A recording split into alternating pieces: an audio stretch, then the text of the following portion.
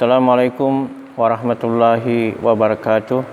Alhamdulillah hamdan katsiran thayyiban mubarakan fi kama yuhibbu rabbuna yarda. Asyhadu an la ilaha illallah wahdahu la syarikalah wa asyhadu anna Muhammadan abduhu wa rasuluhu amma ba'.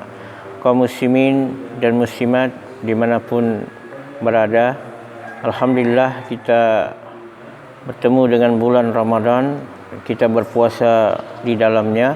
Marilah kita memanfaatkan banyak berdoa ketika kita sedang berpuasa, karena doanya akan dikabulkan oleh Allah Subhanahu wa taala, sebagaimana Rasulullah sallallahu alaihi wasallam bersabda yang dikeluarkan oleh Imam Al-Baihaqi, dan hadisnya terdapat di kitab As-Sahihah Syekh Al-Albani.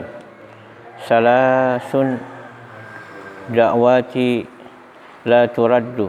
Ada 3 doa yang mana Allah Subhanahu wa taala tidak menolaknya. Yang pertama, da'watul walidi, doanya orang tua kepada anaknya. Untuk itu, kepada orang tua, marilah kita mendoakan anak-anak kita menjadi anak yang saleh dan taat kepada Allah dan Rasul-Nya, dan mentaati kedua orang tuanya. Demikian juga yang kedua, kaum muslimin, da'watus shaim, doanya orang yang sedang berpuasa. Maka sedang kita berpuasa, kaum muslimin, mari kita manfaatkan banyak berdoa kepada Allah untuk kebaikan dunia dan akhirat, dan untuk terhindar dari segala musibah dan penyakit, atau menghilangkan musibah yang menimpa diri kita. Dan yang ketiga, kaum muslimin, da'watul musafir, yaitu doanya orang-orang musafir, dan dia berdoa kepada Allah, maka doanya akan dikabulkan. Maka hendaklah kita apabila mengadakan perjalanan, maka hendaklah kita banyak berdoa kepada Allah Subhanahu wa taala, karena doa kita dikabulkan oleh Allah Subhanahu wa taala. Dan perlu kita ketahui, kaum muslimin dan muslimat, semoga kita mendapat rahmat dari Allah Subhanahu wa taala, bahwa doa yang kita panjatkan kepada Allah, hendaklah kita berdoa di segala keadaan, apakah lagi susah atau senang, sehat, sakit, kaya atau miskin, sejahtera atau susah, tetap kita berdoa kepada Allah Subhanahu wa taala, sebagaimana Rasulullah SAW yang begitu banyak hadisnya menganjurkan, memerintahkan kita berdoa kepada Allah Subhanahu wa taala saat-saat diberikan kesenangan. Misalnya doa mau makan, setelah makan, doa mau masuk WC dan setelah keluar WC, doa mau keluar dari rumah, masuk rumah, doa ke pasar, doa naik kendaraan, dan banyak doa-doa yang ketika senang, aman, Nabi SAW anjurkan dan perintahkan kita untuk berdoa kepada Allah Subhanahu wa taala. Demikian juga Nabi SAW menganjurkan, merintahkan kepada kita berdoa saat-saat kita diberikan musibah, atau waktu saat genting, atau ketika kita terkena musibah. Bagaimana beliau sallallahu alaihi wasallam mengajarkan kepada kita doa ketika kita sakit, meminta kepada Allah, Allahumma rabban nasi azhibi ba'sa washfi anta syafi la shifa illa shifauka shifaan la yugadiru saqama.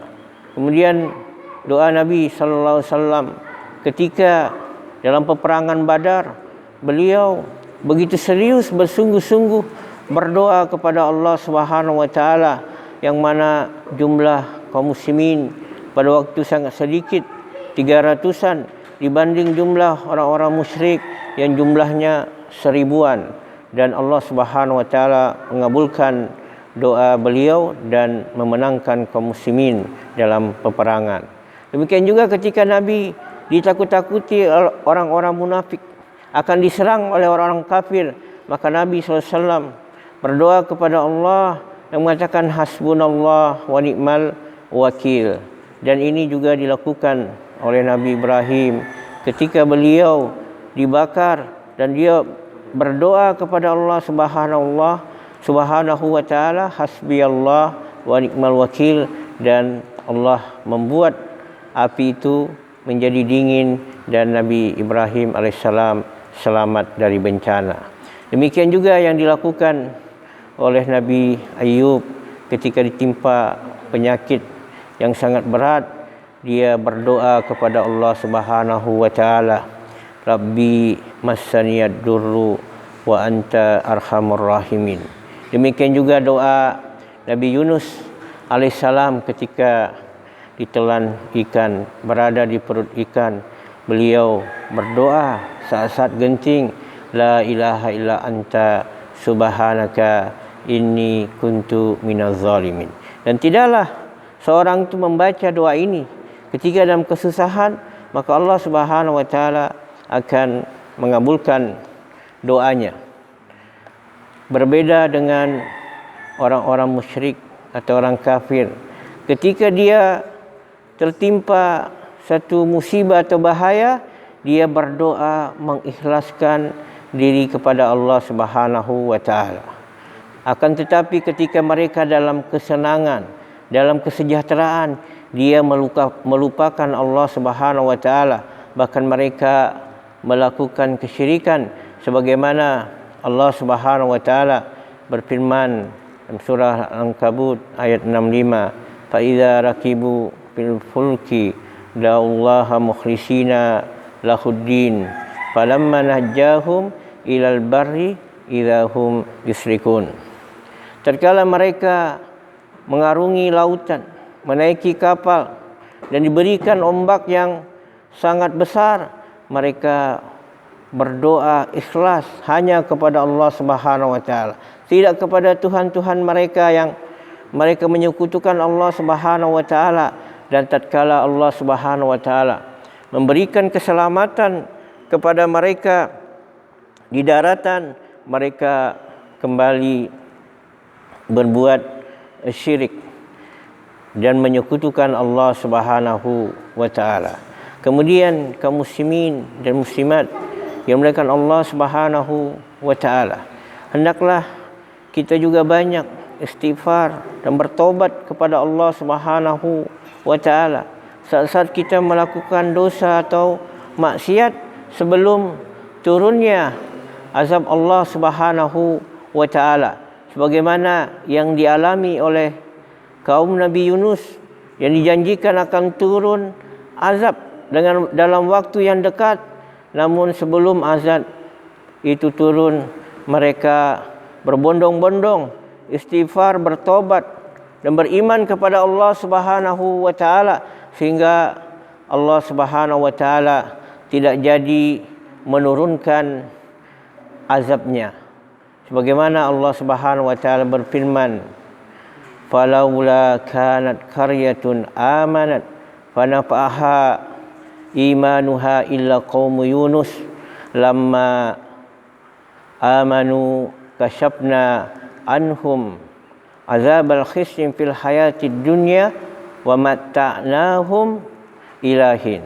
Kenapa tidak ada satu negeri yang mereka itu beriman kepada Allah Subhanahu wa taala dan imannya bermanfaat kecuali ini dilakukan oleh kaum Nabi Yunus?